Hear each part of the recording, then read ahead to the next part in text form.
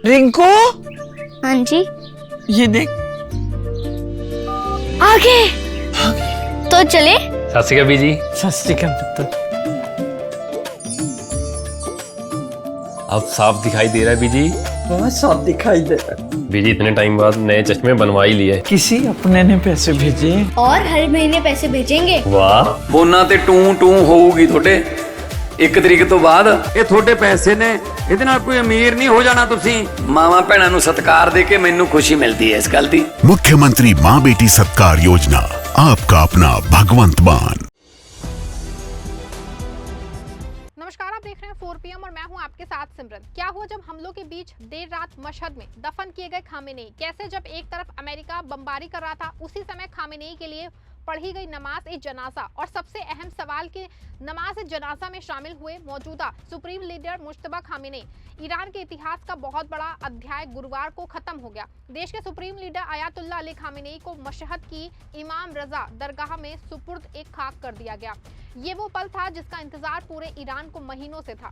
Khamenei की मौत अमेरिकी हमलों में हुई थी और उनको दफनाने की रस्म ठीक 131 डेज बाद हुई। इस 131 डेज में 6 दिन तक लगातार ईरान में जनाजे के जुलूस निकाले गए, जिसमें ईरान से लेकर इराक तक लाखों लोग सड़कों पर उतर आए। वहीं मशहद में देर रात अयातुल्ला सैयद अली खामेनेई को सुपुर्द खाक के दौरान एक वीडियो तेजी से वायरल हुआ कि मुश्तबा खामेनेई जो है सुप्रीम लीडर वहां के, अपने पिता की नमाज जनाजा में शामिल हुए। लेकिन क्या वाकई मुश्तबा शामिल हुए, जबकि उस समय भी ईरान हमलों की चपेट में था, या फिर AI वीडियो और भेष बदलने की अफवाहें सही हैं? सब बताएंगे आपको अपनी इस रिपोर्ट में।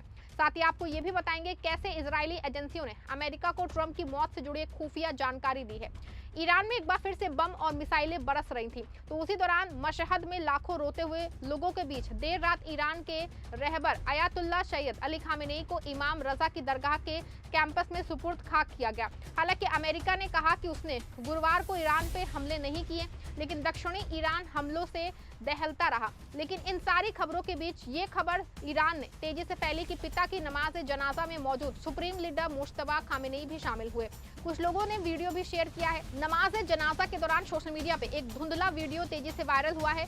एक शख्स पहली लाइन में बाई तरफ खड़ा है, उसकी शक्ल मुश्तबा खामेनेई से मिल रही थी। इसी वीडियो में धार्मिक पोशाक पहने एक व्यक्ति मस्जिद की बालकनी से समारोह को देखता दिखाई दे रहा था। कई लोगों ने दावा किया है कि वही मुश्तबा खामेनेई है, तो पहली बार सार्वजनिक रूप से वो सामने आए हैं। हालांकि बाद में ईरानी धर्मगुरु रजा मुसवी वाइज ने सोशल मीडिया पे स्पष्ट किया है कि वीडियो में दिख रहे व्यक्ति वही थे, मुश्तबा खामेनेई नहीं थे। इसके बावजूद इस वीडियो के वायरल होने से ये साफ हो गया है कि समर्थकों की नजरें अंतिम संस्कार से अधिक नए सर्वोच्च नेता की मौजूदगी पर टिकी थी। रिपोर्ट के अनुसार फरवरी में इजराइल और अमेरिका के संयुक्त हमले में अली खामेनेई, उनकी पत्नी और परिवार के अन्य सदस्यों की मौत हो गई थी।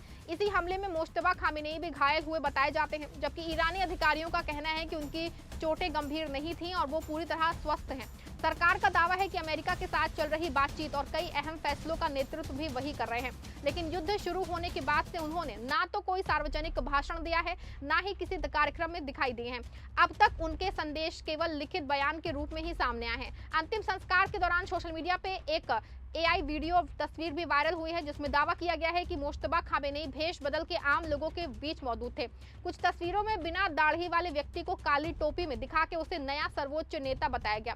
सरकार समर्थक कुछ पत्रकारों ने भी दावा किया है कि वो सुरक्षा एजेंसियों के विशेष इंतजाम के तहत भीड़ में मौजूद थे, लेकिन इन दावों की भी कोई आधिकारिक पुष्टि नहीं हुई है। वहीं मशहद में दफन से पहले अंतिम यात्रा के दौरान हजारों समर्थकों ने मुश्तबा हम आदेश दीजिए जैसे नारे लगाए और नए सुप्रीम लीडर के प्रति अपनी निष्ठा व्यक्त की है। फिर भी 6 दिनों तक चले शोक समारोह में मुश्तबा खामेनेई कहीं भी दिखाई नहीं दिए। यहाँ तक कि वो अपने भाइयों मुस्तफा, मसूद और मैसम के साथ भी पिता के अंतिम संस्कार में सार्वजनिक रूप से नजर नहीं आए। मुश्तबा खामेनेई की अनुपस्थिति ने ईरान के विपक्ष को यह कहने का मौका दिया है कि उनकी हालत सरकार जितनी सामान्य बता रही है, वास्तविकता उससे अलग हो सकती है। कुछ आलोचकों का दावा है कि उनकी नियुक्ति केवल एक प्रतीकात्मक व्यवस्था हो सकती है, जबकि वास्तविक फैसले कोई दूसरा समूह ले रहा है। दूसरी ओर कट्टर समर्थकों के बीच भी सवाल उठ रहे हैं कि अगर नए सुप्रीम लीडर पूरी तरह स्वस्थ हैं, तो उन्होंने इतने महत्वपूर्ण अवसर पे सार्वजनिक उपस्थिति क्यों नहीं दर्ज कराई। लेकिन ईरानी और अंतर्राष्ट्रीय विश्लेषक एनालिस्टों का कहना है कि जानबूझ के मौत को गले लगाना अक्लमंदी नहीं है। मुश्तबा ने इस कार्यक्रम से दूर रह के बेहतर फैसला किया है, क्योंकि दुश्मन चारों तरफ से उनकी तलाश में है और धमकी भी दे रही है। अमेरिका के साथ बातचीत को लेकर के ईरान के सत्ता प्रतिष्ठान में पहले से कई धारणाएं मौजूद हैं। कट्टरपंथी गुटों ने कुछ वार्ताकारों पे मुश्तबा खामेनेई के निर्देशों की अनदेखी करने के आरोप लगाया था। अंतिम संस्कार के दौरान विदेश मंत्री अब्बास अराक्ची और राष्ट्रपति मसूद पेजेशकियान पे कुछ प्रदर्शनकारियों ने पत्थर फेंके। उसमें लगता है कि मुश्तबा की पकड़ ईरान की जनता से बहुत मजबूत बन गई है। ईरान की सेना IRGC भी कई बार उससे आदेश लेने का जिक्र कर चुकी है। वहीं इंटरनेशनल क्राइसिस ग्रुप के ईरान विशेषज्ञ अली वाइज ने CNN और अल जजीरा पे कहा है कि मुश्तबा खामेनेई की गैर मौजूदगी दो संभावनाओं की ओर से इशारा करती है। या तो उनकी सुरक्षा को लेकर असाधारण चिंता है, या फिर वो अभी भी अपनी चोटों से पूरी तरह उभर नहीं पाए हैं। हालांकि उनका ये भी कहना है कि सार्वजनिक रूप से दिखाई ना देने का मतलब ये नहीं है कि वो सत्ता से सक्रिय वो नहीं है। संभव है कि वो पर्दे के पीछे रह के राजनीतिक और सुरक्षा प्रतिष्ठा के बीच में संतुलन बनाने की भूमिका निभा रहे हैं। अमेरिका और ईरान में बढ़ते तनाव के बीच एक नई रिपोर्ट ने सनसनी फैला दी है। अमेरिकी मीडिया रिपोर्ट्स के मुताबिक इजराइल ने अमेरिका को ऐसी खुफिया जानकारी दी है जिसमें दावा किया गया है कि ईरान ने राष्ट्रपति डोनाल्ड ट्रंप की हत्या की नई साजिश रची है, तैयार की है। वो जानकारी ऐसे समय में सामने आई है जब दोनों देशों के बीच सैन्य टकराव फिर से तेज हो गया है। वॉल स्ट्रीट जर्नल और CNN की रिपोर्ट के मुताबिक इजरायली खुफिया एजेंसियों ने इस सप्ताह अमेरिकी अधिकारियों को चेतावनी दी है कि ईरान ट्रंप को निशाना बनाने की एक विशेष योजना पे काम कर रही है। हालांकि अमेरिकी एजेंसियां अभी तक इस इनपुट की स्वतंत्र पुष्टि नहीं कर सकी हैं। रिपोर्ट में कहा गया है कि 2020 में अमेरिकी ड्रोन हमले में ईरान के रिवॉल्यूशनरी गार्ड जो है फोर्स के कमांडर जनरल कासिम सुलेमानी की मौत के बाद से ही ईरान लगातार ट्रंप के खिलाफ बदले की आग करता जो है बात कर रहा है। इसी बीच जो है खुद डोनाल्ड ट्रंप ने भी कहा है कि उनका नाम ईरान की हिट लिस्ट में सबसे ऊपर है। उन्होंने पत्रकारों से कहा कि वो अमेरिका के नेता यानी कि मुझे खत्म करना चाहते हैं। आज सुबह मैंने देखा कि मैं उनकी हर सूची में हूँ। अब तक मैं भाग्यशाली रहा हूँ, लेकिन ये हमेशा नहीं रह सकता। तो दोस्तों, ईरान में अयातुल्ला अली खामेनेई की दफन प्रक्रिया भले पूरी हो गई हो, लेकिन उसके बाद की राजनीति और सत्ता को लेकर उठे सवाल अभी खत्म नहीं हुए हैं।